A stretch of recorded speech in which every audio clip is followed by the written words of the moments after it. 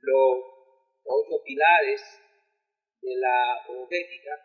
Yo quiero hacer mención de ellos para que entonces entremos a la parte del análisis de los versículos que ustedes ya seleccionaron. El primer pilar, por supuesto, tiene que ver básicamente con el tema general. Ustedes saben que nuestro tema general tiene que ver con lo que sería en este caso con si la iglesia pasará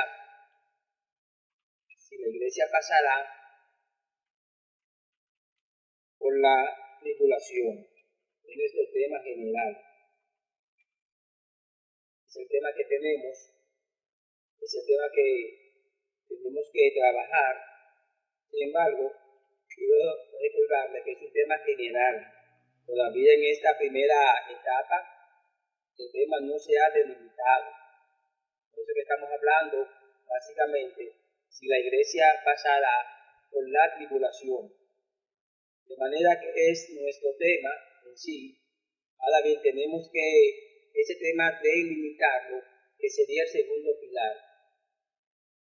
Quiero recordarles que en la delimitación del tema habíamos dicho que la iglesia, en este sentido, la iglesia no pasará por la última semana, o vamos a poner los eventos de la última semana de Daniel. Es el tema delimitado. De la última semana,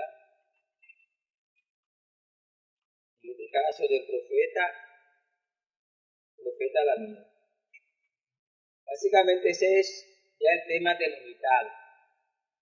Primeramente tenemos, reitero, el tema general que sería la iglesia, cuando déjenme completar el texto.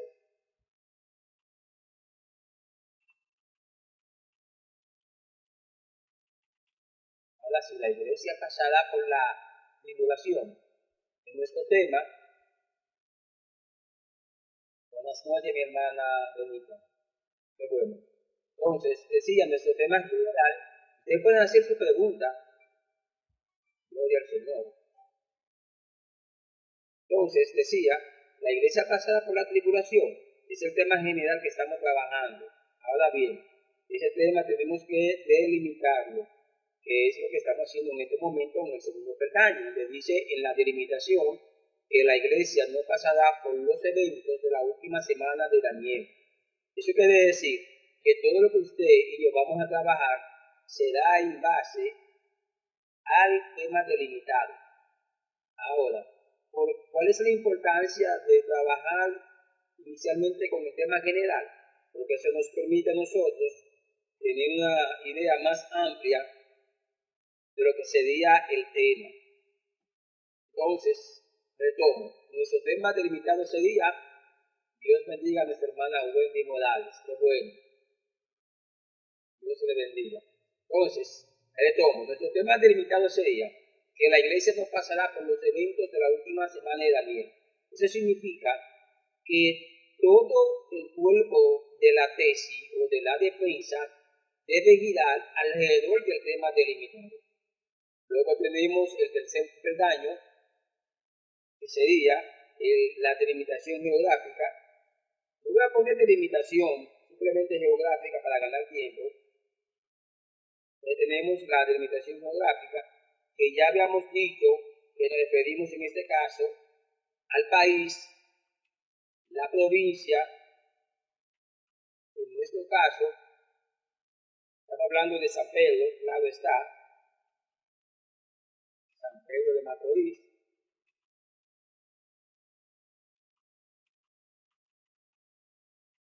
Esa tiene que ver con la delimitación geográfica. Aquí en este sentido no tomamos en cuenta en esta delimitación geográfica los oyentes, nos concentramos en el país o en la parte geográfica donde se va a desarrollar la defensa. Explicamos el día pasado cuál es la importancia de tomar en consideración la parte geográfica. Ustedes saben que es normal en cualquier parte del mundo que dependiendo de la región, dependiendo de la ciudad, siempre hay ciertos elementos de una ciudad que difieren de otros. Permítame hacer mención, en el caso de Estados Unidos, hay leyes generales, claro está, en la Constitución. Ustedes sabrán que cada estado tiene sus propias leyes. Ahora, en el caso de nuestro país, tenemos la particularidad que hay términos o hay tradiciones o hay costumbres que son propias dependiendo de la región. Por eso no es lo mismo presentar un tema, en este caso en la región del Cibao, la región norte, que presentarlo, por ejemplo, en la parte este, y específicamente en San Pedro. Y recuerdo que tomamos un punto en consideración cuando hicimos mención de la parte geográfica. Yo diga a las hermanas Rafaela, bueno, Sí, hermana, dentro de la carrera. ok. Entonces, decía, cuando hice mención de la parte geográfica, tomamos en consideración en una ocasión lo que sería uno de los términos que es propio de San Pedro, y es el término de los popolos. Por eso es importante tomar en consideración a la hora de preparar el cuerpo de la tesis la parte geográfica o el país en sí. Dios bendiga a nuestro hermano Víctor. Estamos dando una pincelada a los pilares para luego entrar a la parte de la delimitación de los versículos. Entonces ya tenemos el tema general que sería la iglesia pasará por la tribulación. Tenemos el tema delimitado que sería que la iglesia no pasará por los eventos de la última semana del profeta Daniel. Y tenemos en tercer lugar la delimitación geográfica que tiene que ver, como ya expliqué, del país o la región o la ciudad. Entonces luego tenemos lo que sería la delimitación del tiempo. Ya explicamos cuando hablamos de tiempo que tiene que ver no del tiempo que usted va a tomar en consideración a la hora de la defensa o a la hora de presentar su tesis. En nuestro caso, cuando hablamos de ese pilar, nos referimos en qué tiempo vamos a ubicar nuestra defensa, pero me refiero en qué tiempo, tomando en cuenta los versículos que vamos a utilizar. Me explico. Si vamos a utilizar versículos del Antiguo Testamento o versículos del Nuevo Testamento o versículos, por ejemplo, que sean parte, por ejemplo, de la última semana o que sean parte del milenio, ese es el tiempo. Ahora bien, nuestro tiempo para delimitarlo, tenemos que tomar en consideración la delimitación del tema. Eso quiere decir, Dios bendiga a nuestro hermano Juan, eso quiere decir que todas las delimitaciones que vamos a hacer va a girar inicialmente alrededor del tema delimitado, porque no tiene sentido que usted tome un versículo que esté fuera del tema delimitado. Voy a retomar nuevamente el tema delimitado. Ustedes saben que nuestro tema delimitado, no es colocarlo aquí antes del tiempo para no generar confusión, nuestro tema sería, en este caso, la iglesia no pasará por los eventos, en este caso sería por los eventos de la semana, de la última semana, sí, de la última semana del profeta Daniel. Eso quiere decir, retomo, que todo lo que vamos a trabajar, todo, hablo por ejemplo de los versículos, hablo del cuerpo de la tesis, hablo de la parte del propósito, todo inicialmente va a girar alrededor del tema delimitado. Está ahí en pantalla, la iglesia no pasará por los eventos de la última semana del profeta Daniel. De manera que los versículos que vamos a utilizar de acuerdo, entonces van a girar de acuerdo al tiempo, y el tiempo delimitado va a girar de acuerdo al tema delimitado. ¿Notaron cómo va la secuencia? Retomo. Primero tenemos el tema general, luego lo delimitamos, y todo a partir de ahí va a girar alrededor del tema delimitado. Entonces ya tenemos la delimitación del tiempo, Entonces, una vez que tenemos el tiempo delimitado, tenemos también que en este caso delimitar, bueno, vamos a hablar de los oyentes.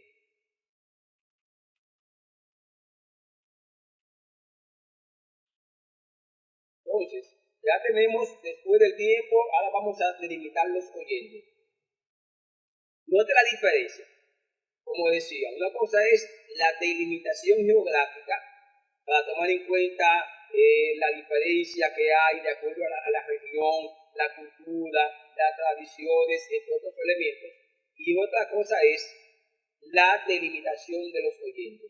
En este sentido, tenemos que pensar, cuando hablamos de los oyentes, el tipo de oyente, por ejemplo, su nivel, ya sea profesional, su nivel ministerial. ¿Y por qué su nivel profesional?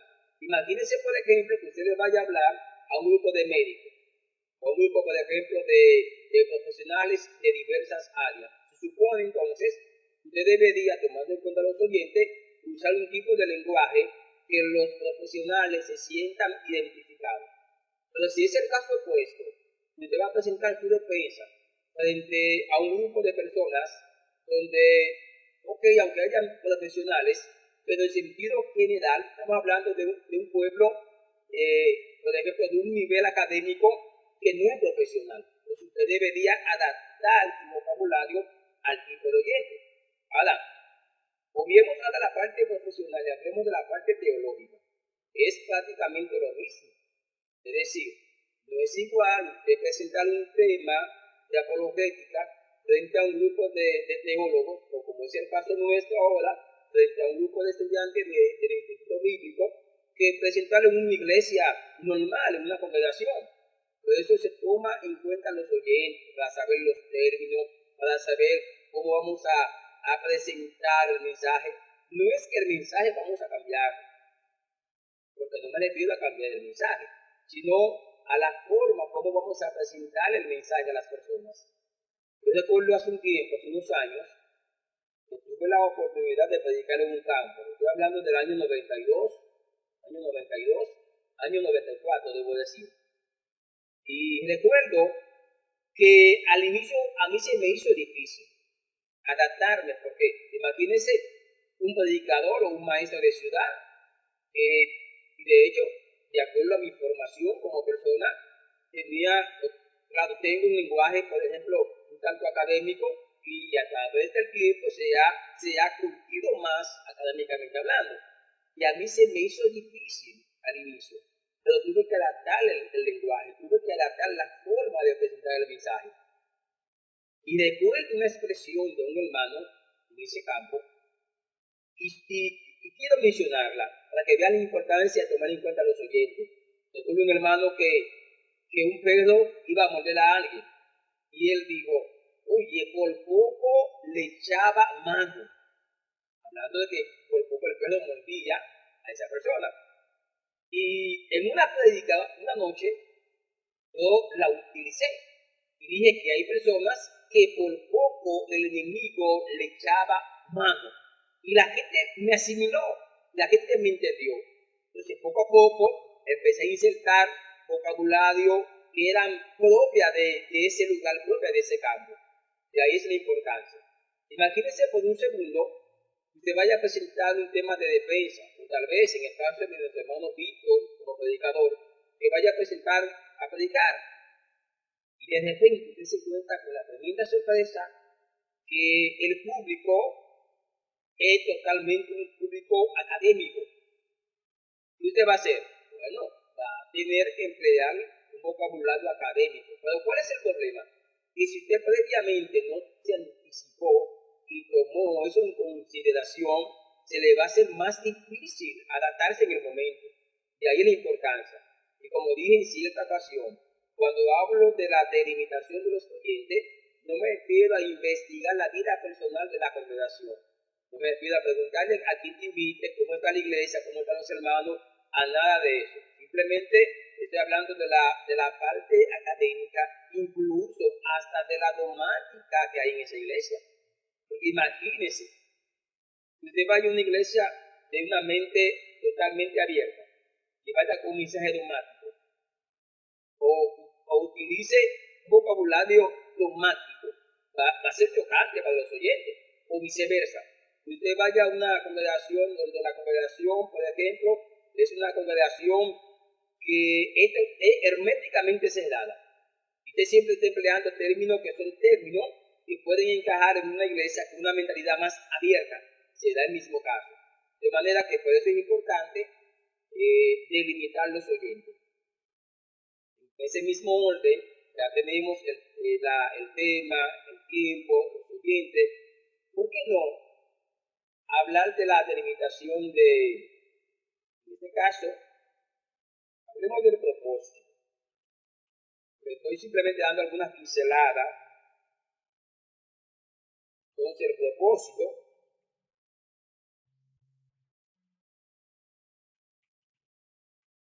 tenemos el propósito. Y déjeme ahí mismo colocar, en este sentido, los versículos, ya que mencioné el propósito, y mencionar ahí mismo los antecedentes.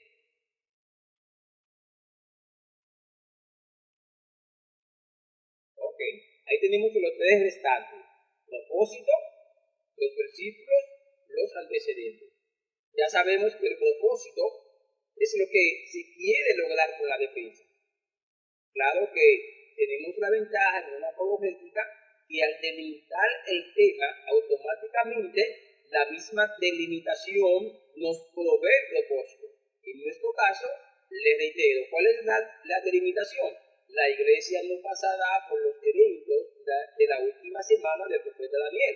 De manera que simplemente pudiéramos cambiar alguna palabra, pero en esencia el propósito sería el mismo tema delimitado. Por eso no voy a abundar mucho. Ahora, es importante, claro, que usted lo tome en cuenta. Por eso yo decía que todo va a girar inicialmente todo va a girar alrededor del tema delimitado. Porque noten cómo el propósito se convierte en el tema delimitado. Dios bendiga a nuestro hermano Luis, que logró conectarse. Qué bueno, qué bendición. De manera que ese es el propósito. Entonces, el propósito nos va a trazar la pauta de que todo lo que vamos a preparar, de que todas las informaciones que vamos a suministrar, sea con la intención de hacer entender a los oyentes de que la iglesia no pasará por los eventos de la última semana del profeta Daniel. Ya tenemos propósito, entonces nos faltarían los versículos. Los versículos los voy a dejar de último, porque vamos a tocarlos cuando empecemos a analizar los versículos que ustedes pudieron seleccionar. De manera que hablo de los antecedentes. Si alguien tiene alguna pregunta o algún aporte, en su momento hágalo, aproveche. Gloria al Señor. Bueno, tantas mentes brillantes que tenemos en esta plataforma. Yo sé que me están permitiendo desplayarme, pero son mentes brillantes. Gloria al Señor. Entonces decía, Dios me le bendiga. Amén, Guadalupe. Amén. Qué bueno. ¿Alguien más aparte de Guadalupe? Para que entremos a la parte de los antecedentes. Dios me bendiga mucho. Amén, amén, qué bueno. Mi hermana Pamela, piadosa, qué bendición. Fuego de este lado, Pamela. Cuando usted habla del tiempo, ¿a qué usted se está refiriendo? Cuando hablo del tiempo, mi hermana, retomo, no me refiero al tiempo que usted va a durar en la exponencia o la exposición. Cuando hablo del tiempo, lo que estoy diciendo es que los versículos que vamos a utilizar para nuestra defensa tienen que girar alrededor del tiempo, y en nuestro caso, ¿cuál es el tiempo? Bueno, si queremos demostrar bajo el tema delimitado de que la iglesia no pasará por los eventos de la última semana de Daniel, ¿qué significa esto? Que los versículos que vamos a usar tienen que estar dentro o comprendidos dentro de ese tiempo. En otras palabras, que si hay versículos que hablan por ejemplo, de la tribulación o de la gran tribulación, o que hable, por ejemplo, de mitad de la tribulación, no podemos utilizarlo, porque están fuera del tiempo.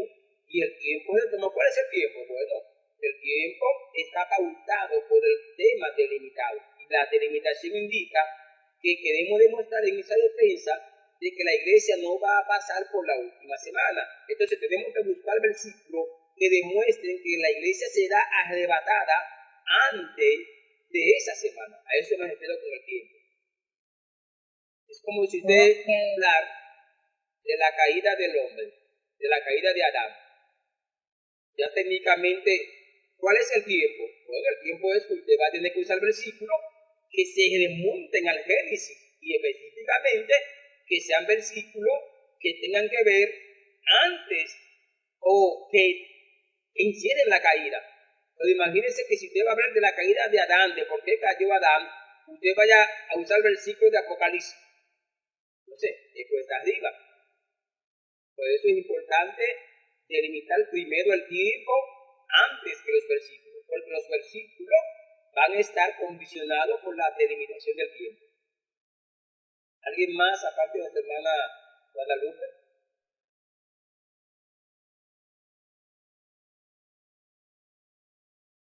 Gloria al Señor. Entonces,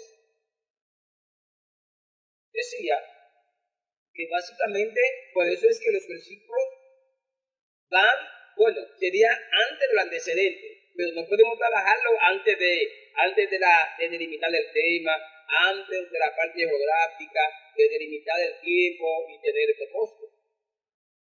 Toquemos los antecedentes. Los antecedentes no es más que tomar en consideración trabajo que se hayan hecho sobre el tema que vamos a defender.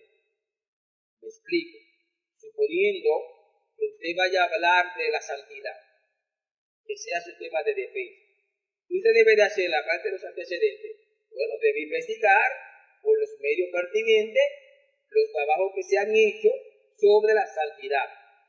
Y de esa manera, usted tiene un conocimiento más amplio. Y además que los antecedentes también, aparte de que le proveen conocimiento, para que tenga un conocimiento más amplio, también le permiten tomar ciertos elementos para que luego lo pueda usar como una antitesis. Que más adelante vamos a hablar de la antitesis. De manera que los antecedentes para nuestro caso, quisimos limitarlo simplemente a las corrientes que tienen que ver con el relato o arrebatamiento de la iglesia. Simplemente. Porque lo ideal sería en una tesis, usted busca un trabajo acabado. Pero en nuestro caso, hice el señalamiento por razón de tiempo que vamos a concentrarnos en la parte de los antecedentes en 4 corrientes. Tenemos la corriente pretribulacionista. Esa corriente asume y tiene el postulado, o defiende el postulado, que la iglesia será arrebatada antes que inicie la última semana de Daniel. Luego tenemos la corriente medio tribulacionista. Eso defiende de que la iglesia será después que se cumplan los primeros 3 años y medio.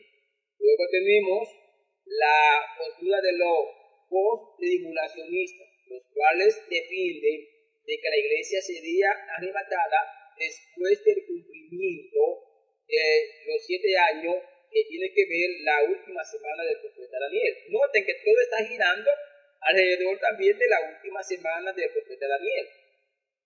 Luego tenemos una cuarta postura, y me refiero a la que tiene que ver con el milenio. Es decir, que a eso se refieren los antecedentes. Antes de entrar ya a los versículos, ¿alguien tiene alguna duda o algún aporte para que entremos a los versículos?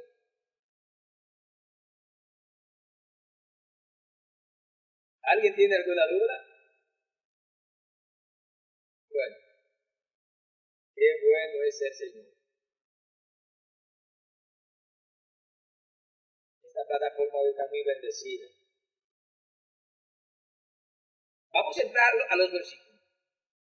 Vamos ahora a delimitarlo. Cuando hablo de delimitarlo, déjenme usar un término más llano. Vamos a depurarlo. Y la depuración, claro, va a girar alrededor de dos elementos, o tres elementos, debo decir. Número uno, del tema delimitado, que se lo recuerdo, que indica que la iglesia no pasará por los eventos de la última semana de Daniel. Número dos, debe girar alrededor de la delimitación del tiempo. Y número tres, debe girar alrededor del propósito. Entendiendo esto, ahora vamos a ver los versículos que ustedes seleccionaron para depurarlo. Déjenme ubicar aquí, vamos a ubicarlo de este lado. Vamos a ver. Voy a empezar, déjenme ver de este lado. Sí, porque lo voy a tomar directamente del grupo de la... bueno, déjenme ponerle esto en pantalla. Interesante esto que nuestro hermano Víctor subió al grupo de la tesis. Déjenme copiarlo antes de que entremos a los versículos. Lo voy a copiar para ponerlo. Hay mucha información, pero voy a por lo menos la principal. Es decir, que si usted lee esa información, usted ya estará bien adelantado. Bueno, lo tomé así mismo del grupo de WhatsApp. No lo organicé ni nada, lo voy a pasar pantalla. Eso lo subió nuestro hermano Víctor. Dice, la iglesia pasará por la tribulación, ese es el tema general. Tema delimitado, dice, la iglesia no pasará los eventos de la última semana de Daniel, correcto. Seguimos en la lectura. Entonces, siguiendo con la lectura, ahí tenemos la parte, dice delimitación geográfica, San Pedro de Macorís. Luego dice delimitación de los oyentes, estudiantes y hermanos del santuario. Interesante ese señalamiento que hace nuestro hermano Víctor. Hay que tomar en cuenta que el día de la defensa, usted va a tener no solamente sus compañeros que lo van a escuchar, es probable que haya algunos hermanos de la iglesia del santuario. Siguiendo en ese mismo orden, entonces tenemos la delimitación del tiempo antes de que inicie la tribulación y preciso lo que nuestro hermano Víctor está comentando, porque dice el tiempo antes de que la iglesia inicie. Déjenme moverlo un poquito para que lo puedan apreciar mejor. Ok, ahora sí. Entonces dice antes de que inicie la tribulación, porque recuerden que la última semana, no voy a dar muchos detalles porque ya por ahí hay un video donde hay una explicación ampliamente de la división de la semana de Daniel, pero les recuerdo que la semana de Daniel se divide en dos partes. La primera sesión, que tiene que ver básicamente con 1290 días, que de acuerdo a los eventos escatológicos de los evangelios se le llama escatológicamente tribulación. Luego viene la segunda parte o la segunda mitad de esa semana, conteniendo 1335 días, que explicamos que de acuerdo a Mateo 24:22, estos días dice que serán acortados. Luego en Apocalipsis 12 encontramos de que esos días serían reducidos a 1260 días, teniendo una reducción de 2 meses y 15 días o 75 días. Entonces a esa segunda parte se le llama gran tribulación. Por eso es que nuestro hermano Víctor Parecise dice que el tiempo tenemos que tenerlo delimitado partiendo de antes que inicie la tribulación. Continúo. Entonces luego dice, a propósito de demostrar que la iglesia no pasará por la tribulación. Obviamente es lo mismo, como yo le decía, el tema delimitado, lo que hay que cambiar algunas palabras. Y aquí es donde viene el plato fuerte.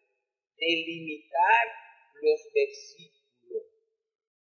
Como subieron mis hermanos, dice que está en proceso. Y eso es lo que vamos a hacer ahora. Vamos a delimitar los versículos. Fíjense, no les voy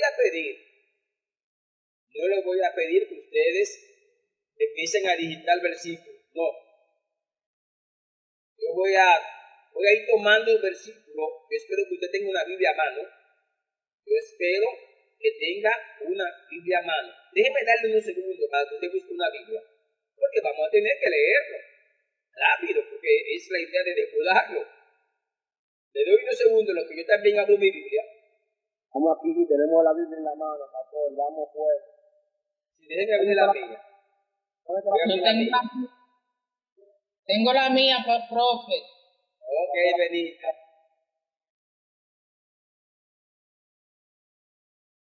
Voy a abrir mi Biblia. Ok, la estoy abriendo.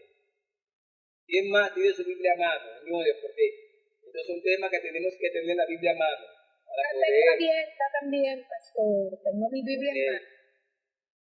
¿Quién más? ¿Cuánto tiempo? Porque mi Biblia está La bien. tengo lista también en un cuaderno. Los Ay, versículos. Guadalupe Ortiz. Ok. Tengo mi Biblia también en la mano. Algo por aquí, cambiar un lenguaje que está en inglés, ponerlo en español. Ok. Mi sobrino. Ok, ya tenemos. Déjame borrar esto. Tengo mi Biblia en mano aquí también. Ok, licenciada. Ok, tenemos a los versículos. Voy a ir copiando. Gracias, Pamela. Voy a ir copiando los versículos y los vamos a analizar. Profe. Estaba diciéndole a mí, Pamela, porque que pensé que había dicho que tenía también su Biblia a mano. Sí, yo la tengo. Ok, Profe, dígame, Guadalupe. los versículos los vamos a mandar por el grupo, no, por aquí. No, mi hermana, acabé de explicar que no le iba a pedir que empezaran a escribir los versículos, sino que yo lo iba a ir copiando del grupo de tesis y lo voy a presentar en pantalla. Entonces, el versículo que presente en pantalla es el que vamos a ir analizando. Lo vamos a estar analizando para que no se complique, porque a usted se le va a hacer un poquito cuesta arriba desde el móvil, copiar y pegar. Por eso yo aquí lo puedo hacer con mayor facilidad. Dios te diga, Wendy, que también tiene su Biblia a mano, qué bueno. Entonces, yo lo voy a hacer diferente, yo lo voy a copiar en el chat, el versículo. Para no estar viendo, lo voy a copiar en el chat. Déjenme abrir de este lado, y lo voy copiando en el chat. Déjenme subir un poquito acá. ¿Dónde están los versículos? Bueno, ya. No son muchos. Bueno, voy con Mateo, estoy colocando en el chat Mateo 25, ustedes en ese mismo orden, lo voy a ir colocando.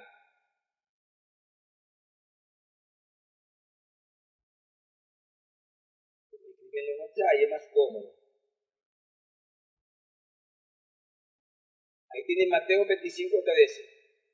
¿Lo copiaron ya? ¿Lo vieron? Me confirman si lo están viendo. Mateo 25, 13. Yo no lo estoy viendo en el chat. Sí, en el profe, chat. ya lo vi. Sí, en el chat. Sería más cómodo hacerlo así, para no estar haciendo tanto cambio de pantalla. Sí. Ok, entonces vamos a analizar, abren su Biblia Mateo 25, 13. Me gustaría que alguien, un voluntario, lo lea, por favor.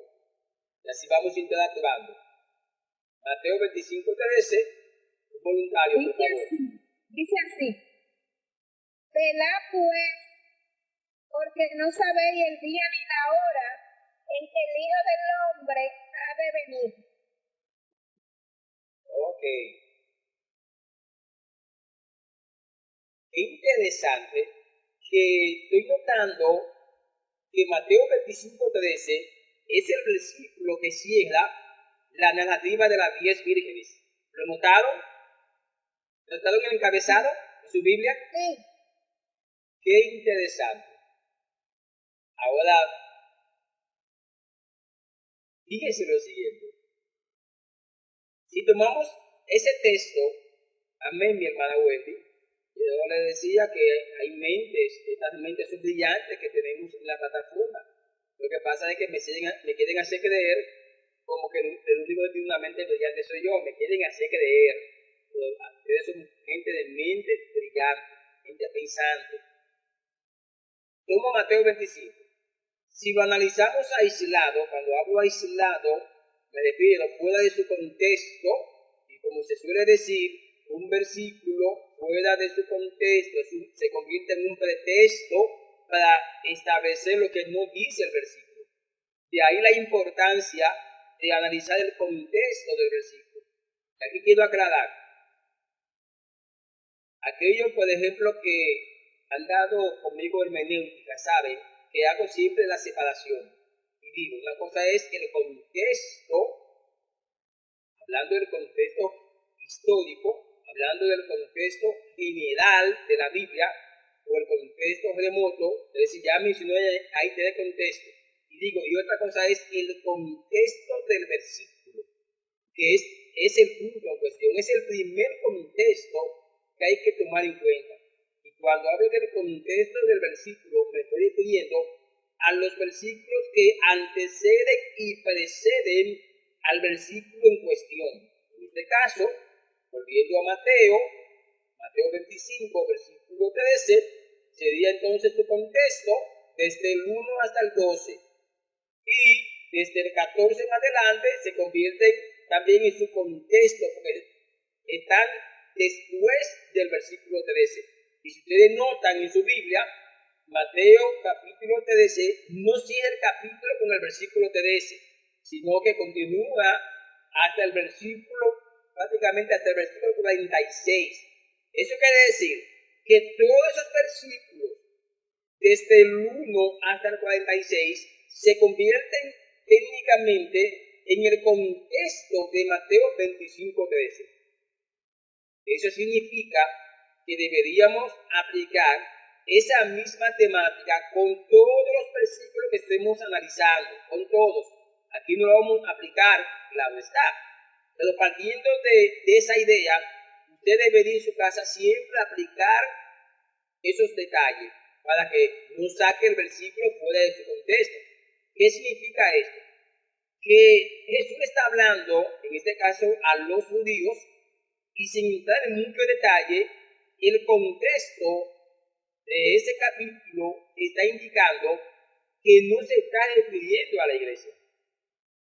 Reitero, yo sé que el encabezado de Mateo 25 es las 10 vírgenes, pero no se está refiriendo a la iglesia. El detalle es que de manera tradicional siempre se ha interpretado que las 10 vírgenes está hablando de la iglesia. Y no. Quiero rápido dar lectura, rápido, para que usted tenga la idea.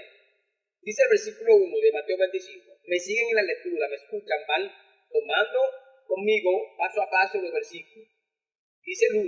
Entonces el reino de los cielos será semejante a 10 vírgenes que tomando sus lámparas salieron a recibir al esposo. Puntualizo. ¿Salieron a recibir a quién? ¿A quién salieron a recibir? ¿Quién me ayuda? Al esposo. Salieron a recibir al esposo. Aquí voy a puntualizarlo en el chat. Ahí está. Salieron a recibir al esposo. Pregúntese lo siguiente. Si la iglesia será arrebatada y luego del arrebatamiento es que se va a casar con Cristo y se convertirá en su esposa, ¿cómo se explica si Mateo 25 está hablando de la iglesia? ¿Cómo se explica que en la narrativa inicialmente se le llama que salieron o van a recibir al esposo, cuando técnicamente hasta que no se produzca el arrebatamiento, la iglesia no se va a casar con Cristo? Debería colocar la palabra novio, debería. Sigo puntualizando algunos detalles, rápido. Luego dice 5 de ellas, dice tomaron sus lámparas, salieron a recibir al esposo. 5 de ellas eran prudentes y 5 insensatas. Oiga el punto interesante. El 3 dice, las insensatas tomaron sus lámparas, no tomaron consigo aceite, mas las prudentes tomaron un aceite en sus vasijas juntamente con sus lámparas. ¿Notaron la narrativa? Es decir, que el texto no está diciendo que las insensatas no tenían aceite. Lo que está diciendo es que las prudentes, por eso se les llama prudente, aparte de que tenían aceite en su lámpara, al igual que la insensata, pero tomaron una vasija extra con aceite. ¿Por qué la tomaron? En esa época no se sabía a qué hora iba a pasar el esposo, y como siempre las bodas era siempre en horario nocturno, había que estar siempre preparado, en este caso las mujeres preparadas, para que desde que anunciaran ahí viene el esposo, salieran detrás de él. Por eso es que se le llama prudente a esas 5. Es decir, que todas tenían aceite. ¿Qué significa esto? ¿Cómo se puede explicar si el aceite es símbolo del Espíritu Santo? De que la prudente, de que las insensatas tenían aceite y se quedaron. El punto es que uno sigue leyendo y se va a dar cuenta que hay tantos elementos que contradicen de que Mateo 25 se refiere a la iglesia. Esto significa... Dígame, hermana Lupe. La insensata tomaron su lámpara, no tomaron consigo aceite. Explíqueme ahí. Bueno, voy a aclarárselo. Mi hermana Guadalupe. Interesante, porque el texto no está diciendo que no tenían aceite en su lámpara. El texto está diciendo, incluso si usted lo lee en otras traducciones, le va a decir de manera más clara de que ella tomaron su lámpara. El detalle fue que las prudentes tomaron una vasija con aceite extra, aceite adicional. Eso es lo que está diciendo el texto. Más nada. El texto no está diciendo que la lámpara estaba vacía, no. El texto está puntualizando que ellas solamente se preocuparon por tomar la lámpara con aceite, pero no agregaron una vasija adicional, como hicieron las prudentes. Incluso en la mentalidad judía, la prudencia tiene que ver con una persona sabia, una persona percibida, una persona que toma las medidas, toma los objetivos del lugar antes de que las cosas sucedan. Por eso que se le llama prudente a la que ha tomado una vasija adicional. Y la insensatez tiene que ver con aquella persona descuidada, despreocupada. Por eso que se le llama a las 5 que solamente tomaron la lámpara con aceite insensata. Ahora, déjenme tomar una idea de algo que pasó jocosamente el lunes, que nuestro hermano Víctor hizo el comentario sobre algo que siempre, porque muchas personas lo dicen, lo enseñan, lo predican, cuando establecen de que el último grano de arroz se lo va a comer la iglesia. Nuestro hermano Víctor sabe que hizo el comentario y estuvo de acuerdo con el punto que le había explicado, que cómo es posible de que si siempre se ha enseñado y que incluso ese grupo, escuchen lo interesante, ese grupo de personas que tiene ese postulado, ¿sabe cuál es su postura?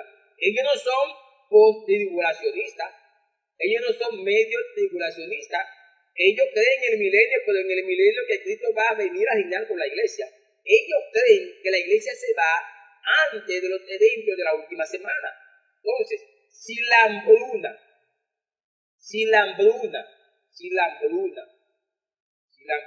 se da en ese momento, cuando no está la iglesia, ¿cómo entonces que ellos mismos dicen que la iglesia se va a comer el último grano de arroz? Vamos, Víctor. No sé si tiene la palabra, hermano Víctor. No, pastor, estoy buscando alguna referencia sobre el tema que se está hablando del capítulo 5, del capítulo 1 de Mateo 25, sobre la pregunta que hace Guadalupe. Entonces quiero responderle, pero estoy dejando todavía que usted siga con la narrativa de la clase. Sí. De manera, mis hermanos,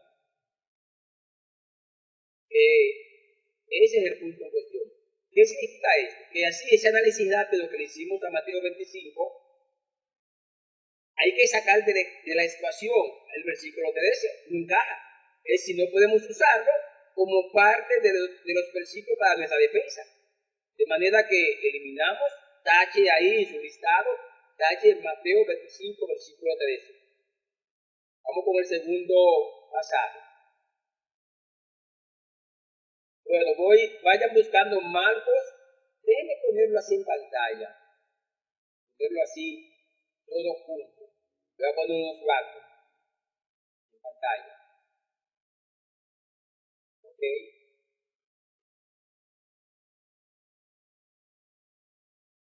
Guadalupe, le respondo para luego continuar. Guadalupe, porque la gente saca de su contexto el texto. El texto nunca el texto ha estado diciendo de que las lámparas de las insensatas estaban vacías. Nunca.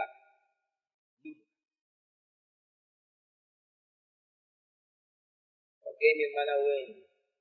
Amado, tengo algo, me gustaría, no sé si me permite dar una referencia sobre la pregunta y sobre la clase. Sí, y cerramos ahí con la referencia que va a dar de la Virgen.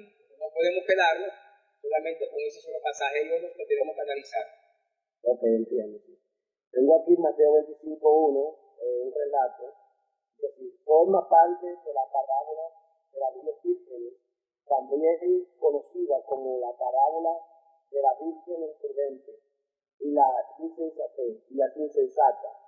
En esta parábola Jesús está ilustrando una enseñanza sobre la preparación y la vigilancia para la llegada del reino de los cielos. El novio en la parábola representa a Cristo. Y repito, el novio en la parábola representa a Cristo y las vírgenes representan a los creyentes que esperan su retorno. Ok, mi hermano Víctor. Lo primero es que hay que saber cultura. Eso es lo primero, hay que saber cultura. Por eso es que en los argumentos, o déjeme decirlo de esta forma, en los argumentos que el martes pasado hablé bastante de los argumentos, mi hermano Víctor. Hay que tomar en cuenta el argumento cultural. ¿Cuál es el problema? Yo recuerdo una vez que hice el señalamiento y alguien me dijo, pastor, es que ninguna traducción habla de esposo. Y recuerdo que envié un documento y también lo llevé impreso, donde creo que había más de 15 o 20 traducciones que traducían esposo, no novio. ¿Y cuál es el problema? Y si usted lee el texto no dice el reino de Dios. La mayoría de los creyentes no saben diferenciar entre el reino de Dios y el reino de los cielos. El texto no dice el reino de Dios, el texto dice el reino de los cielos. Oiga la gran diferencia. Otra cosa, en la cultura judía, oiga bien, en la cultura judía, y no solamente en la cultura judía, en la cultura de los tiempos bíblicos, ¿sabe la función que hacían las vírgenes? La función de las vírgenes era participar en la celebración de las bodas. Por eso era que habían 10.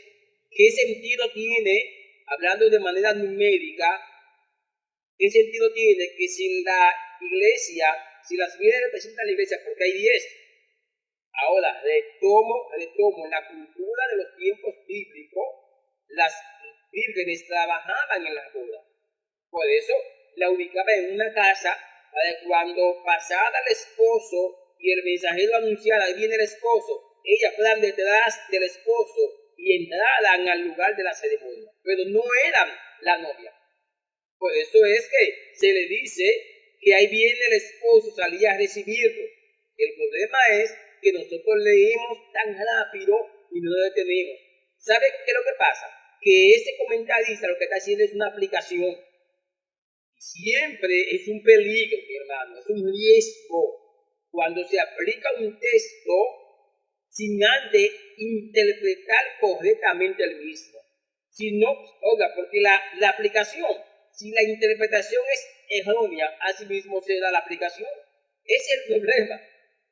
Retomo, no tengo tiempo para desglosar Mateo 25 porque hay muchos versículos. Pero note, muy raro.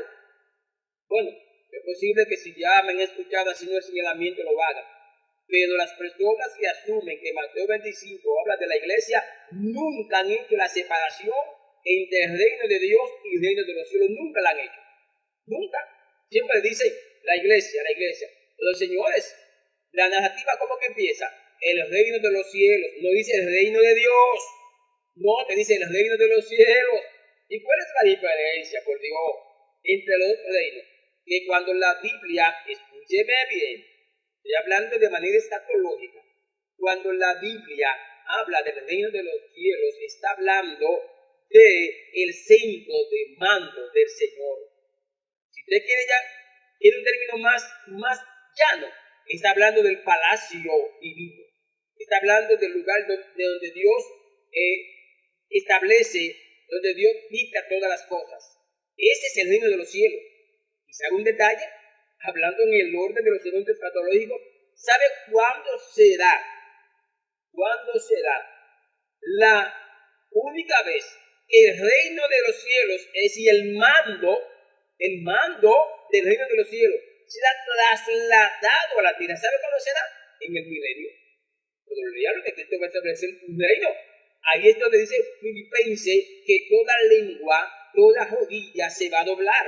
Es ahí que se cumple, que de hecho, aquellos que quieren tomar la iglesia para hacer política, malinterpretan Filipenses, pero Filipenses tiene su cumplimiento en el milenio, porque el reino de los cielos, el centro de mando será trasladado a la tierra.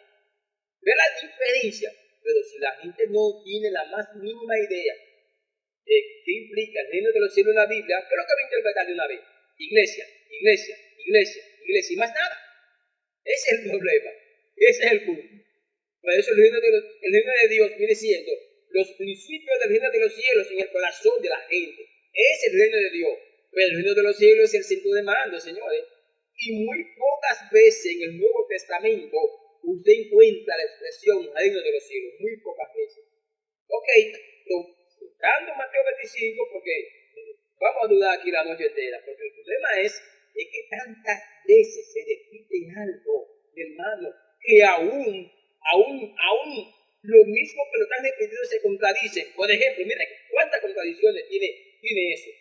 Por ejemplo, señores, porque las insensatas no tienen aceite. La Biblia dice que no tienen aceite. No dice eso. No, porque la insensatez es espiritual. Ajá. Pero entonces, ese es el contexto de insensatez en la Biblia. No, porque estaban durmiendo. Estar dormido es estar descuidado. Ajá. Pero entonces las prudentes también estaban durmiendo, señores. Predican que no tenían aceite, mi hermana, porque es que sacan el texto contexto, y cierro el tema, tomando lo que dije del grano de arroz. ¿Cómo es posible que la misma gente que dicen que la iglesia no estará aquí para ese momento, estén diciendo yo mismo que el último grano de arroz se lo va a comer la iglesia? Explíqueme eso. Y la gente dice, amén, gloria a Dios. Por Dios, disculpe la expresión, pero alguien dijo por ahí una vez, en el país de los ciegos, el puerto es su rey. Pero continuamos.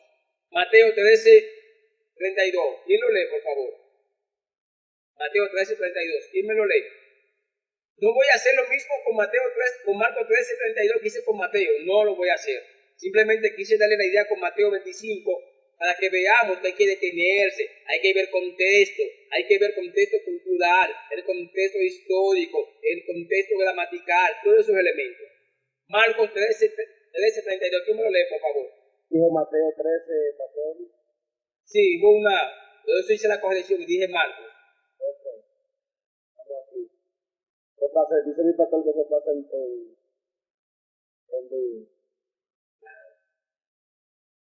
Sí, mi hermano, 13:32. Marcos 13, 32. ¿No? Sí. Aquí está.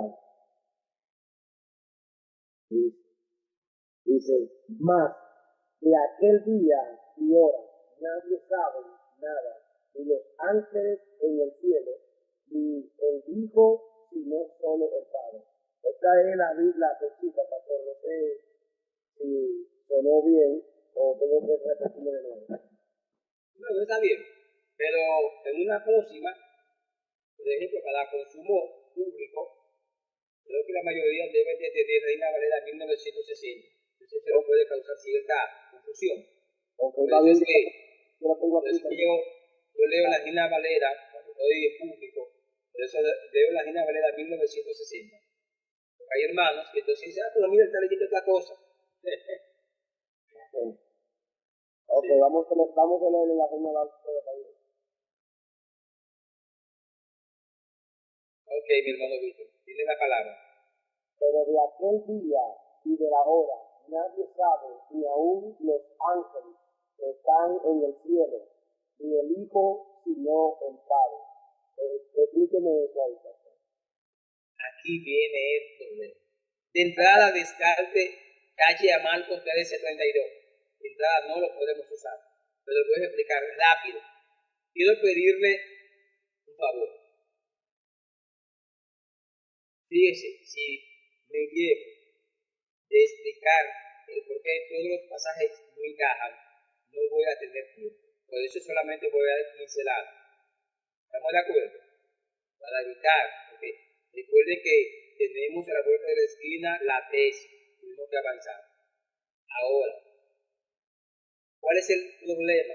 Que la clave, ¿cuál es la clave? Pero de aquel día. ¿Cuál es aquel día? Esa es la clave. Es el problema. Es que yo siempre hablo de una lectura comprensiva. Hay una lectura devocional, donde uno lee, edifica el espíritu, edifica su vida espiritual, fortalece su comunión, fortalece su confianza en Dios. Es una lectura devocional. Pero la lectura comprensiva es diferente a la lectura devocional. La lectura comprensiva es como le digo Felipe al eunuco, entiende lo que está leyendo, entiende lo que lee. Es una lectura comprensiva. Entonces la clave de todo ese versículo y lo que gira alrededor, los versículos que forman el contexto, ¿sabe cuál es? Aquel día. Entonces tenemos que ver cuál es aquel día. La gente, sin analizar cuál es aquel día al cual Jesús está refiriendo, de una vez dice arrebatamiento. Eso es lo que dice. Ahora, vamos al contexto. Rápido. Vamos al contexto.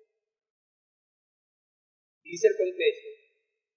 De hecho, Mateo o Marcos capítulo 13 es un pasaje paralelo. Si usted en su casa, no lo haga ahora, no cometa el error que hace mucho, que mientras se está dando la explicación, empiezan a buscar texto y texto para refutar, entonces no asimilan lo que se está explicando. Y al final, ¿sabe qué dicen? Pastor, pero yo estoy diciendo lo mismo que usted dice, así que no lo busque ahora. Tranquilo, después que termine la reunión lo hace. Pero usted va a notar que Marcos capítulo 13 es un pasaje paralelo de Mateo capítulo 24. Reitero, Marcos capítulo 13, al igual que Lucas capítulo 21, son dos pasajes paralelos de Mateo 24. ¿Qué significa esto? Que si Mateo 24 no encaja dentro del perfil de la iglesia, mucho menos Marcos 13 puede encajar. Por eso en hermenéutica se enseña lo que son los pasajes paralelos. Y hay tres tipos de pasajes paralelos. Está el verbal, está el teológico y está el que tiene que ver con eventos o acontecimientos. Me explico. Cuando hablamos de pasajes paralelos, son pasajes que están narrando la misma enseñanza, el mismo evento o la misma doctrina, y lo que hacen es que se complementan. ¿Qué significa esto? Que un buen exégeta, un buen hermeneuta, no puede tomar un pasaje paralelo y tratar de interpretarlo aislado de su pasaje paralelo. ¿Me explico? No podemos tomar a Marcos capítulo 13 y tratar de interpretarlo, pero fuera o desvinculado del pasaje paralelo o de su pasaje paralelo, que en este caso sería Mateo 24 y Lucas capítulo 21. Reitero, si Mateo 24 no encaja dentro del perfil para aplicarlo a la iglesia, mucho menos Marcos, siendo pasajes paralelos de Mateo 24, puede encajar. Por eso es la clave, mis hermanos, de entender una serie de detalles. Por eso es que hablar de la Biblia o enseñar de la Biblia no es lo mismo que predicar. Por eso es que hay que preparar una buena defensa. Porque usted se para en un púlpito y usted tiene un pasaje aislado y usted lo aplica como usted quiera. Ahora, cuando usted está enseñando, tiene que seguir la misma línea de los pasajes paralelos. Por eso que la clave dice, aquel día ya, señalando de que Marcos no encaja, al igual que Mateo 24, en los eventos o los pasajes que se quieren aplicar con relación al arrebatamiento de la iglesia. De hecho, Mateo dice, habla de venida, no habla de arrebatamiento, Mateo 24. Por eso Marcos puntualiza y dice, en aquel día. Ahora, sabiendo ya, que Marcos es el pasaje paralelo de Mateo 24. Quiero irme a la parte de arriba. Marcos 13.1. Escuchen Marcos 13.1. Para aquellos que estaban dudando, cuando yo acabé de explicar que Marcos es un pasaje paralelo de Mateo 24. Si usted va a Mateo 24 establece que los discípulos le preguntan a Jesús tres cosas. Número 1, señal de tu venida, fin del siglo, y cuándo se dan estas cosas. Estas cosas son la destrucción de los edificios del templo. Ahora, escuche Marcos 13.1, dice, saliendo Jesús del templo, le dijo a uno de sus discípulos, maestro, mira qué piedras y qué edificios. Jesús respondiendo, le dijo, ¿ves estos grandes edificios? No quedará piedra sobre piedra que no sea derribada. Luego, desde el versículo 3 en adelante, Jesús empieza a explicar una serie de elementos que son lo mismo que Mateo explica en su capítulo 24. Pero quiero puntualizar, qué interesante, el versículo 14, el 14 dice, pero cuando veáis la abominación desoladora de que habló el profeta Daniel, está donde no se debe estar, el que lee entienda. Entonces los que estén en Judea huyan a los montes. Me quedo con el versículo 14 solamente. No puedo leer todos los versículos. Y voy a hacer una pregunta.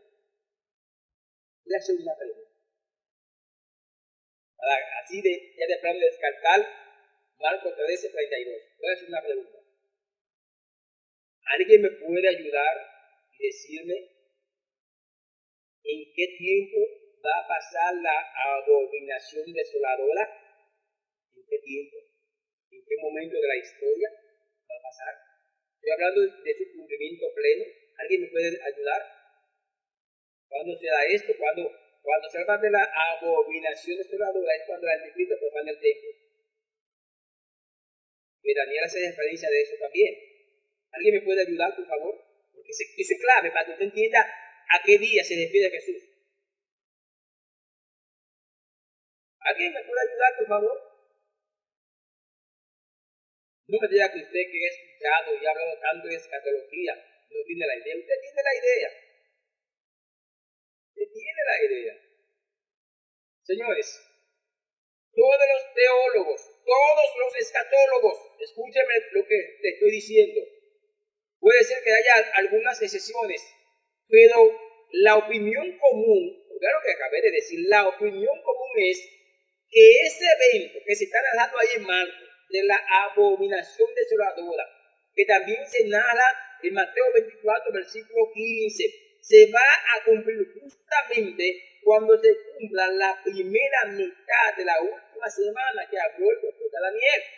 Por eso es que aquellos que asumen que la iglesia se va a mitad de la tribulación toman ese pasaje para sustentar su postura. Ahora, en detalle, ¿cómo se puede explicar? Entender esto, porque es que tenemos que dejar de estar tomando versículos aislados y forzarlo. Ayúdame a entender. Si primero es el arrebatamiento, por eso dije una vez en una clase presencial, dije que si no manejamos el orden cronológico de los eventos escatológicos, nunca podremos interpretarlo correctamente. porque su interpretación correcta depende en el orden que ellos están. Pero cuando lo sacamos de su orden, entonces lo malinterpretamos. Ahora, solamente voy a mencionar dos eventos. Primero, ¿qué es lo que tiene que pasar? Que quede arrebatada la iglesia, ¿cierto? Eso es lo primero, que sea la iglesia arrebatada, y después que viene, ¿quién viene a gobernar? Ayúdeme. ¿Quién viene a gobernar después que la iglesia sea arrebatada?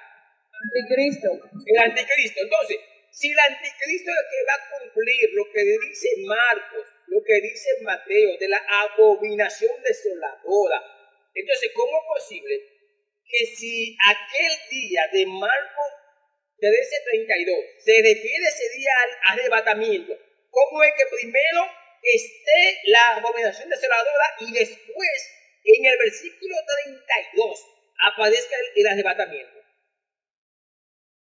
Dígame. Por eso que le estoy diciendo, tenemos que dejar esa costumbre de tomar un versículo, lo aplicamos, nos olvidamos de su contexto. Oiga, ¿dónde aparece aquel día? En el versículo 32 aparece aquel día, y lo que va a ser anticristo aparece en el versículo, voy a buscarlo nuevamente, aparece, déjeme ver, en el versículo 14 aparece. Es decir, casi una diferencia de 14 o 15 versículos, una diferencia. Lógicamente, si es la misma narrativa, porque quiero precisar, porque alguien puede decir, pastor, pero cuando viene a ver es una narrativa diferente. No. Marcos capítulo 13 tiene la misma secuencia de Mateo 24. Es una sola narración. Una sola. No fue que hoy se narró una parte y al día siguiente se narró la otra. No, es una secuencia que hay. Una sola narrativa. Es Mateo al igual que Marcos. Estoy hablando no del libro, hablo del capítulo, para que no vayan a interpretarme. Por eso, mis hermanos, aquel día no está hablando de arrebatamiento. Yo tengo una pregunta cuando usted termina ese tema, por favor. Si déjenme terminar con el día para darle la oportunidad. Entonces, aquel día, el mismo contexto lo dice, señores, pero es que tenemos la costumbre, vemos el versículo, lo predicamos, y ya, no. A mí me gusta irme al contexto. Fíjense lo que dice el contexto. Empecemos con el 24. Pero en aquellos días, después de aquella tribulación, oiga qué interesante, todavía no tienen el 32, Víctor, estoy en el 24, dice, pero en aquellos días, después de aquella tribulación, el sol se oscurecerá y la luna no dará su resplandor, y las estrellas caerán del cielo, y las potencias que están en los cielos serán conmovidas, y entonces, y luego dice, y entonces enviará a sus ángeles. Bueno, dice el 26, entonces verán al Hijo del Hombre que vendrá en las nubes con gran poder y gloria. Señores, no es la iglesia. Aquí está hablando de la humanidad. Por eso, oiga lo que antecede, dice, después de aquella tribulación. Entonces, la iglesia va a estar aquí en la tribulación, mi hermano. La iglesia va a estar aquí cuando el sol se oscurezca. La iglesia va a estar aquí cuando la luna no es un resplandor. La iglesia va a estar aquí cuando las potencias de los cielos sean conmovidas. No, entonces dice, entonces verán. Es decir, oiga la secuencia. Entonces, después de esto, ¿qué implica eso? Que está hablando del retorno de la venida de Cristo cuando venga a establecer su reino milenial. Y esa es la pregunta que dice el 32. Pero de aquel día, ¿cuál día? Señores, de ese día, cuando venga quién? Cuando venga el Maestro a establecer su reino milenial. Aquel día. Pero aquel día, ¿cómo lo aplicamos? Arrebatamiento. Permiso. Dígame, mi hermana. Apocalipsis 3:10. Lo leo. Antes de leerlo, déjeme darle la palabra a Pamela. Después usted. Después de Pamela, usted lo lee, mi hermana. Pamela, ¿tiene la palabra? Ok, yo tengo una pregunta. Antes de hacer la pregunta, le voy a hacer una introducción para que me entiendan. Lo que es arrebatamiento, ¿verdad? Creo que es lo mismo del rapto de la iglesia y la venida de Cristo son dos acontecimientos diferentes. Y hay muchas personas que lo tienen por igual y no es lo mismo. Dice que los muertos en Cristo resucitarán primero. Luego nosotros, si estamos vivos, ¿verdad? En ese tiempo vamos también, después de ellos, a ser arrebatados y nos encontraremos con Jesucristo en el aire. ¿Verdad? Eso lo dice como Primera de Tesalonicenses 4, creo que es por aquí. Sí, del 13 al 17. Ok. Entonces muchas personas dicen que después de ese acontecimiento, inmediatamente vamos a bajar con Jesucristo a reinar los 1000 años, de lo cual habla Apocalipsis. Si no es así, esa es mi curiosidad, ¿dónde entonces estaremos nosotros? Para que luego, ¿cómo le digo? Se ve lo que los 1000 años. No sé si me está entendiendo. Sí, entendí, mi hermana.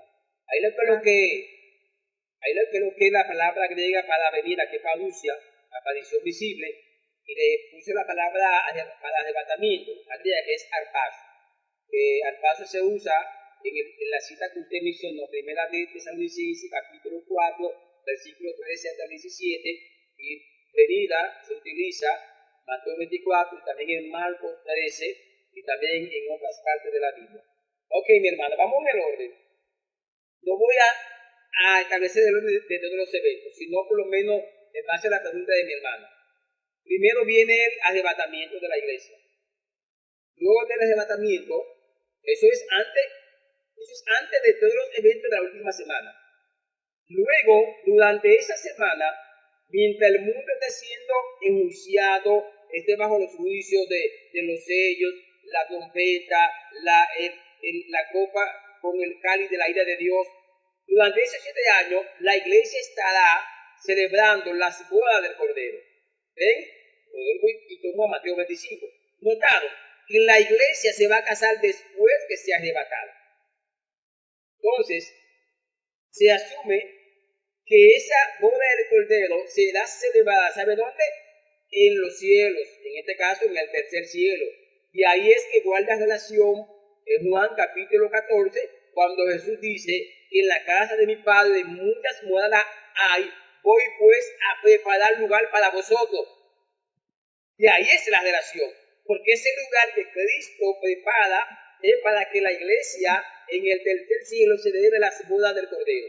Y después que pasen esos 7 años, mientras estemos celebrando las bodas del Cordero en el tercer cielo, después de esos 7 años es que Cristo viene con la iglesia a reinar por 1000 años, que es aquel día, de acuerdo a Marcos capítulo 13, versículo 32, al cual Jesús se está refiriendo, aquel día, aquel momento, cuando Él venga como Rey de Reyes y Señor de Señores. Ay, qué batalla, profe. Ok, voy con... Qué batalla, espérese, que tengo batalla. Gracias por la respuesta. Ok. Estamos analizando los versículos. Descuide que esta es la clave, estamos depurando. De entrada, hay un versículo que usted puede anotarlo. De entrada. Ese versículo califica, porque mencionó mi hermana Pamela. Anótelo, primera de Tesalonicenses, capítulo 4, versículo 13 hasta el 17. Se lo voy a colocar en el chat.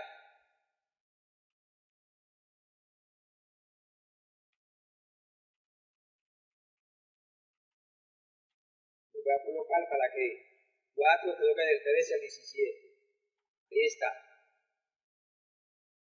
Ahí está, ese versículo anótelo, que califica. De hecho está ahí en el listado, por eso no lo voy ni siquiera a tocar, lo califica. Si los versículos que califiquen de antemano, ya no voy a tocarlo porque califican. Vamos, lo que estamos depurando, los que no califican.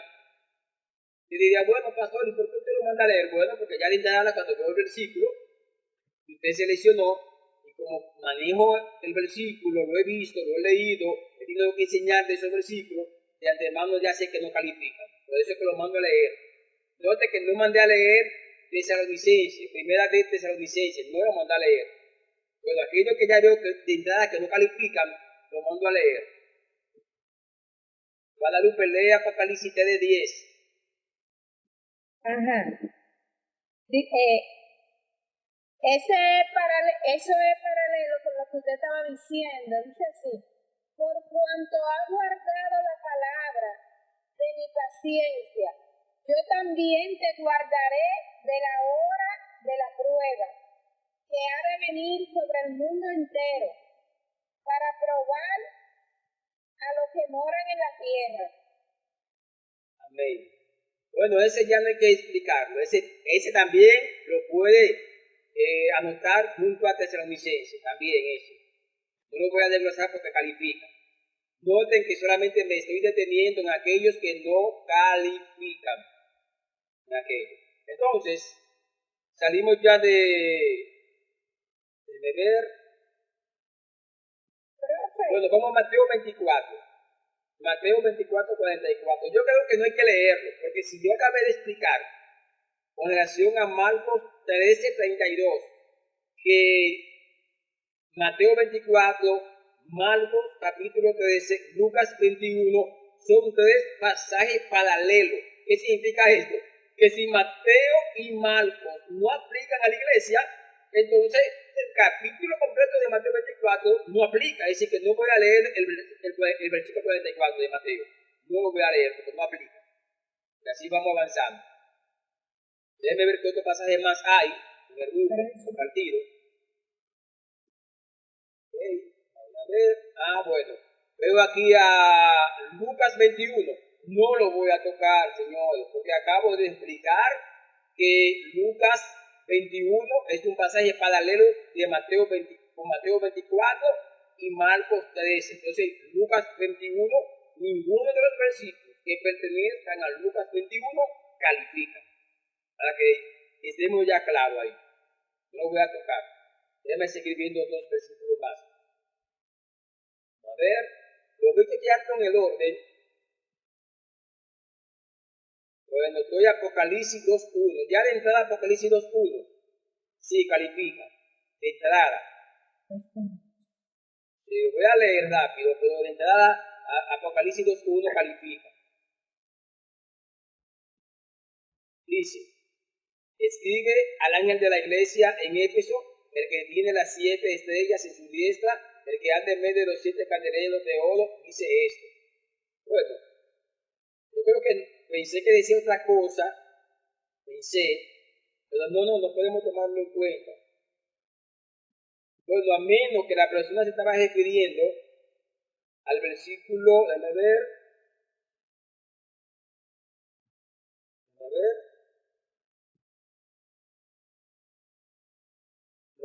no califica, porque aunque está hablando de la iglesia como tal, pero el versículo no califica. Profe, hay otro aquí. ¿Cuál es el otro, mi hermano? Apocalipsis 13:9. A mí me gustaría irlo viendo en el orden como ustedes lo compartieron, mi hermano. Ahí en eso fue que yo fui buscando. Sí, pero reitero, yo quiero compartir los versículos que ya subieron al grupo, para que aquellos hermanos no tengan entonces confusión. Está bien. Sí. Entonces después, como ya ellos tienen esos versículos, yo quiero depurar esto primero. Después, si el tiempo lo permite, ustedes ese envío ahí y lo depuramos. Veo aquí Mateo 24:15. Señores, Mateo 24:15 no lo voy a tocar, porque yo acabé de decir, de hecho, Mateo 24:15 sin leerlo, ¿sabe de qué habla Mateo 24:15? De lo mismo que habla Marcos cuando habla de la abominación desoladora de la cual habló el profeta Daniel. Y si acabé de explicar que esa abominación desoladora consiste en la profanación que hará el anticristo al templo, y que la misma él la va a hacer cuando se cumpla la primera mitad de la semana de Daniel. Es decir que por default está descalificado ese versículo, por default. Así que no lo voy a leer, no lo voy a debatir porque ya hablé mucho de Mateo 24. En ese mismo orden, Mateo 24:22, que sube nuestro hermano Lanius, también está descalificado, señor. Así rápido, sin leerlo. ¿Sabe qué dice Mateo 24? que si aquellos días no fueran acortados, que los escogidos no se salvarían. Eso es lo que dice en esencia. Y yo expliqué, incluso aquí le tomé la idea, no lo amplié, pero en cierta ocasión yo hablé de la semana de Daniel y expliqué que esos días de Mateo 24-22 se está refiriendo a los 1335 días que dice Daniel que va a tener la segunda parte de la última semana. Usted lo puede leer en Daniel capítulo 12, versículo 12, esa referencia. Y expliqué que de acuerdo a Apocalipsis capítulo 12, establece que a la mujer se le dan las alas del águila para ser sustentada en el desierto por 1260 días, que esos son los días que dice Mateo 24-22 que se han acortado, los días de la segunda mitad. De manera que ya automáticamente Mateo 24-22 también queda descartado. Bueno, aquí veo Mateo 16-18. Déjenme leerlo. A ver qué dice, antes de decirles si está descartado. Estoy leyendo porque quiero agilizar. Mateo 16-18. Déjenme ver qué dice. No voy a abundar mucho, solamente de entrada lo voy a ver y voy a decirles si califico o no. Porque hoy debemos tener los versículos en los cuales se va a basar el cuerpo de la tesis. Dice el 18 del capítulo 16. Yo también te digo que tú eres Pedro, sobre esta roca edificaré mi iglesia, las puertas del Hades no prevalecerán contra ella. No, ese versículo está descalificado. Porque ese versículo no está hablando de lo que va a pasar en la última semana, no se refiere a eso. Así que queda descalificado. ¿Notaron? Porque ese versículo lo que está diciendo es simple y llanamente de las puertas del Hades. No está hablando de persecución, hablando de la gran tribulación o la tribulación. Así que lo descartamos de entrada. Vamos a ver. Bueno, aquí dice, al lado de Mateo 16-18 colocado, segunda de Tesalonicenses 1-4. Déjenme leerlo, porque tengo la idea de lo que dice, pero quiero leerlo. No vaya a ser que alguien diga, pastor. Y creo que no sería primera, mi hermano, si es segunda, porque dice segunda.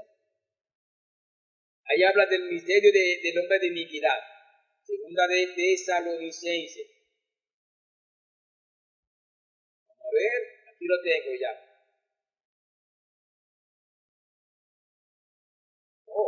Déjame ver qué fue.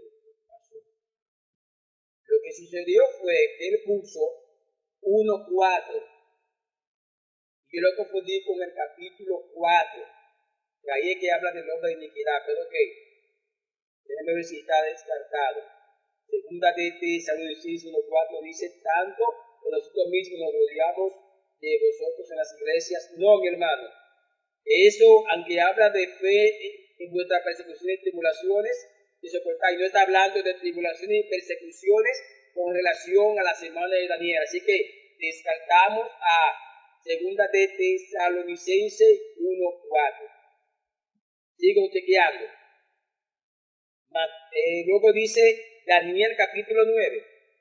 Bueno, hay un detalle ahí, que solamente encajaría algunos elementos, pero así de entrada no recomiendo que se utilice Daniel 9, porque habría que emplearse escatológicamente muy a fondo para explicar el por qué se está usando ese pasaje. Así que no se lo recomiendo de entrada, no lo recomiendo. Voy a primera de Tesalonicenses, ya ese pasaje lo mencioné, ese sí. La primera de Tesalonicenses, capítulo 4, versículo 13 hasta el 17. Perfecto, eso se puede usar. Le dice el señalamiento. Además, Lucas 21:37. No, mi hermana, yo acabé de explicar que el capítulo 21 de Lucas es un capítulo paralelo con Mateo 24 y Marcos 13. Veo también aquí Mateo 24, tampoco, está descartado. Vamos a ver Pedro, no sé si es segunda de Pedro. Bueno, puede ser que diga segunda de Pedro 3:10. Vamos a ver qué dice. A ver si está descartado. ¿Me están siguiendo, mis hermanos? ¿Me están siguiendo? Sí, está por eso. Ok. No, cualquier cosa me da un toquecito.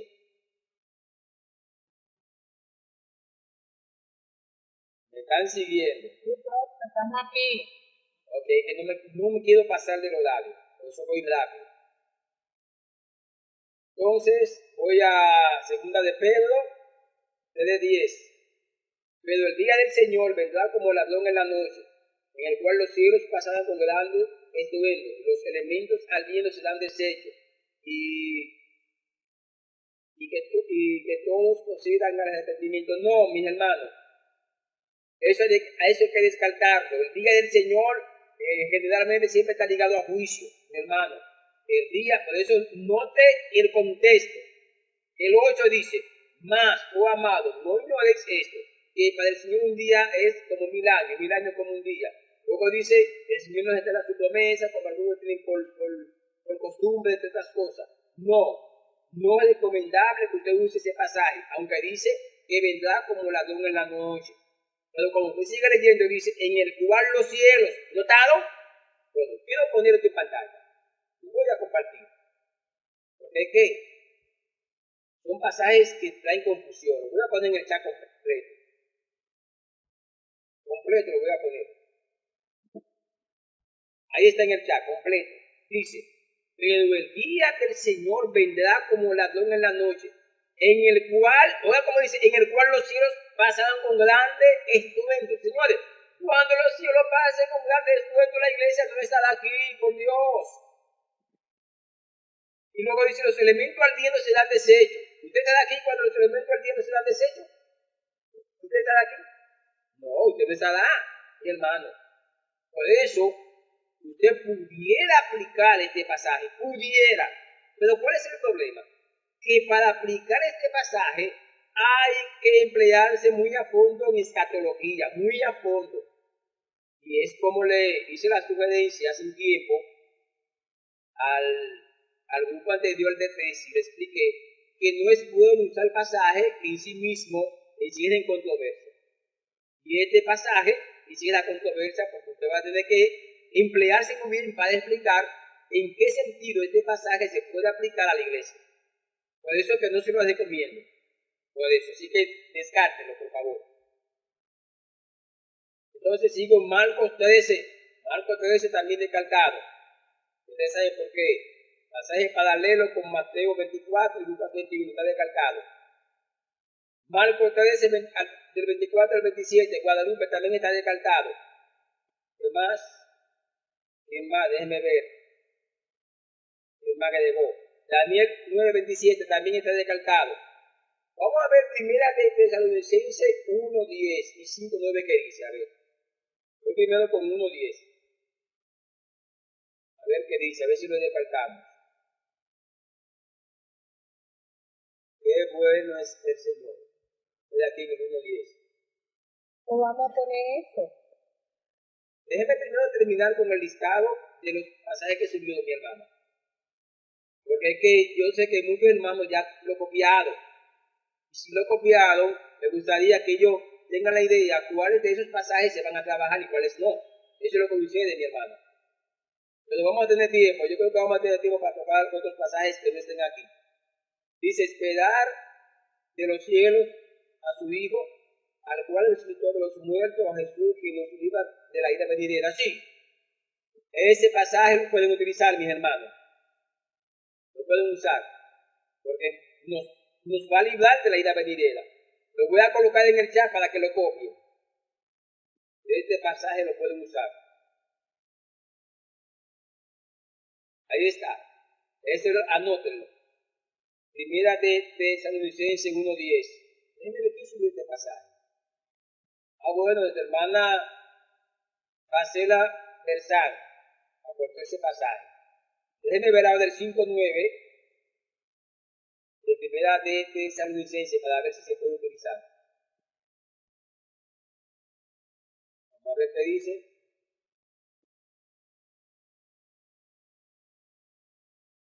Bueno, ese pasaje se puede usar. Sí, ¿por qué? Porque aunque habla del día del Señor, y yo le había explicado que el día del Señor está ligado siempre a juicio, pero lo que está implicando es que nos va a librar de todo el Señor Jesucristo, que alcanzamos por medio de él salvación. Sí, lo pueden usar también. Lo voy a copiar en el chat.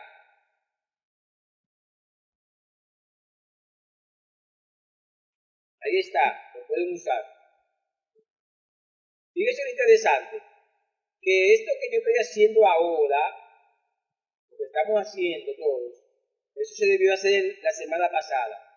Como no se hizo, entonces lo estamos haciendo. Era lo que ustedes tienen que hacer. Lo mismo que yo estoy haciendo con ustedes.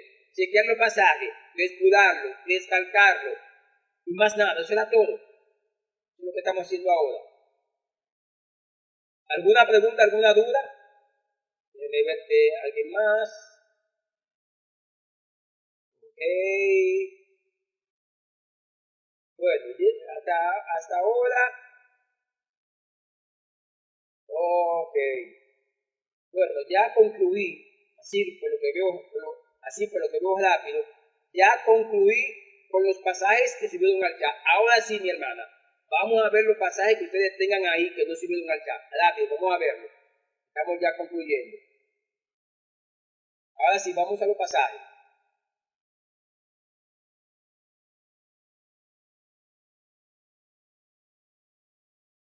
Bueno, vamos a ver Apocalipsis 3:10. Vamos a ver qué dice. Sí, yo creo que ya yo dije que calificaba. Pero vamos a confirmar. A ver. Sí, Apocalipsis 3:10, lo voy a copiar, aunque yo dije ahorita que calificaba. Voy a copiarlo en el chat. De manera que tenemos, déjenme ver los pasajes que tenemos que califican. Tenemos de los pasajes que califican, déjenme ver. Tenemos a Primera de Tesalonicenses, capítulo 4, versículo 13 hasta 17. Luego tenemos, oiga, Segunda de Pedro 3:10, dice la sugerencia que no lo utilice. Luego tenemos Primera de Tesalonicenses 1:10. También tenemos Primera de Tesalonicenses 5:9 que califica y Apocalipsis 3:10. Hasta ahora tenemos 1, 2, 3, 4. Tenemos, creo que tenemos 4 pasajes hasta ahora. Entonces, ¿alguien más tiene algún pasaje para que lo toquemos?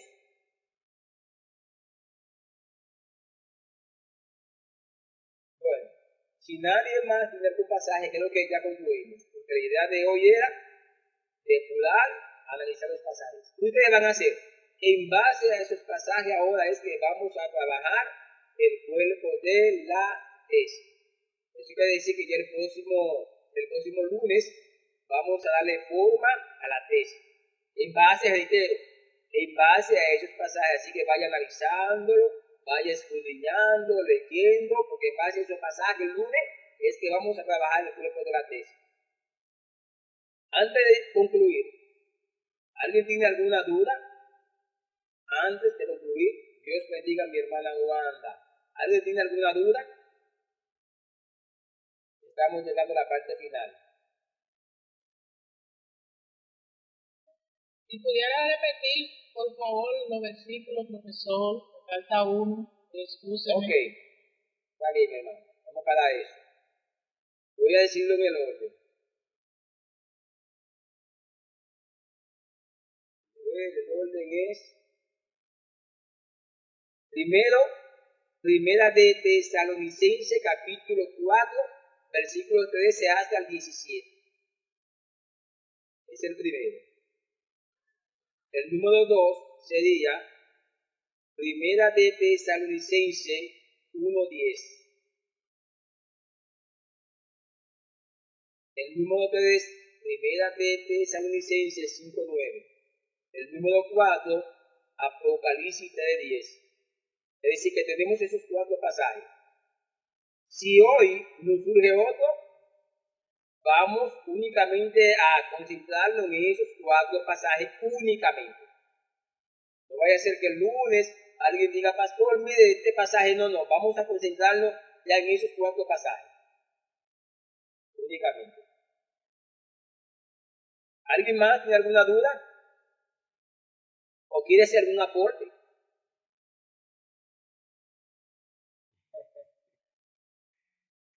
Gloria al Señor. Mi hermana Rafaela.